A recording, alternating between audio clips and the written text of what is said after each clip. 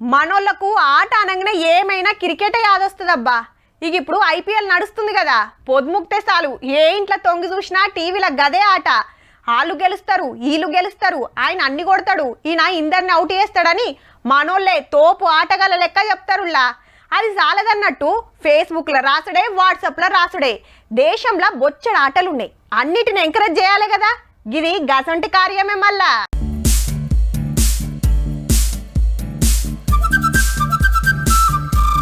రైచిగా కానీ రిసాల్రు అరేవా Ponnam sir pose మస్తున్నది phone రే. Prasad sir ఈయన సయ్యన్నచ్చే నిలబడ్డాడు. ఇటు మంత్రి అటు స్పీకరు ఇద్దరు చూసిన వాళ్ళు చిన్నగా మురుసుడు కాదు. రేపటి నుంచి ఇక 118 మంది శాసనసభ్యులు స్పీకర్ గారు బ్లాక్ బెల్ట్ హోల్డర్ అని గమనించుకోవాలి. హైదరాబాద్ గచ్చిబౌలి స్టేడియంలో కరాటే పోటీలు నడుస్తున్నాయి. దేశం అంతటికెళ్ళి 1500 మంది వచ్చిండ్రు. జాతీయ పోటీలు మళ్ళా ఒక్కొక్కరు పర్ఫార్మెన్స్ చూడండి ఎట్లున్నాయో.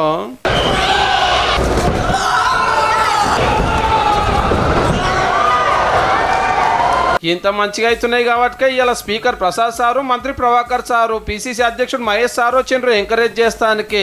ఉత్తగా మాట్లాడిపోతే ఇట్లా నీ కరాటా డ్రెస్ దొడిగి బ్లాక్ బెల్ట్ చుట్టుకొని ఇట్లా పోజులు ఇచ్చి అందరినీ ఖుషి చేసిరు అన్నట్టు. హైదరాబాద్ ను ఆటలకు అడ్డా చేస్తాము, బడ్జెట్ కూడా మంచిగానే ఇచ్చినాము అనుకొచ్చిండ్రు. గా ఆంధ్రాలో పెట్టినట్టు తెలంగాణలో కూడా పోటీలు నాటకాలు పెట్టిండ్రు సాలరు. మన ఎమ్మెల్యేల పర్ఫార్మెన్స్ కూడా చూసినట్టు ఉంటది.